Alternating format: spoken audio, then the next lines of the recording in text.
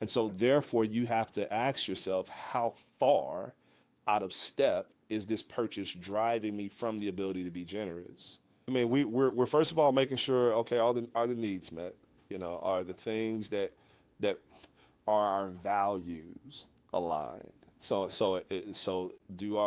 does our wallet and is are our purchases aligning with who we say we are and who we want to be? So that's the first thing is making sure that I understand who I am in Christ.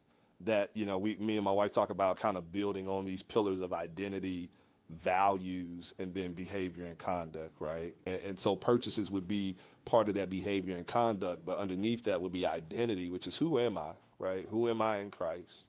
And who has Christ defined me to be, whether it be husband, father, pastor, all these different things.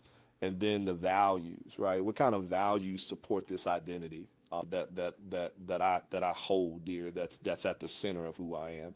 And then from those values, okay, are my behaviors aligned with those values? Then begin to really align or really ask the question, okay, do these behaviors align with these values? Do these purchases align with these values? And so when you're talking about pleasure purchases, right, there is room for that because your value could be, hey, I want to create great experiences for my children, right? That could be part of your value system is to create great family experiences. And so therefore, yeah, there's room for a trip, a nice trip somewhere internationally and things of that nature. But also part of your value system should be as believers and as followers of Jesus should be self-denial, should be also generosity, right? And so therefore you have to ask yourself, how far out of step is this purchase driving me from the ability to be generous?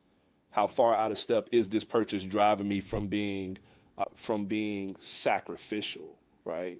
Because if these purchases are keeping me away from the identity or the value of sacrifice or the value of generosity, now I might be getting a little bit out of step with the kind of with the purchasing or at least the purchasing frequency, right? It's a whole another thing to feel like every single phone, every single iteration of that phone I have to have.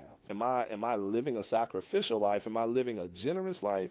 Or am I saying I can't be generous because a new phone's coming out? I gotta make sure I get that new phone. Now my values and my behaviors are not in line.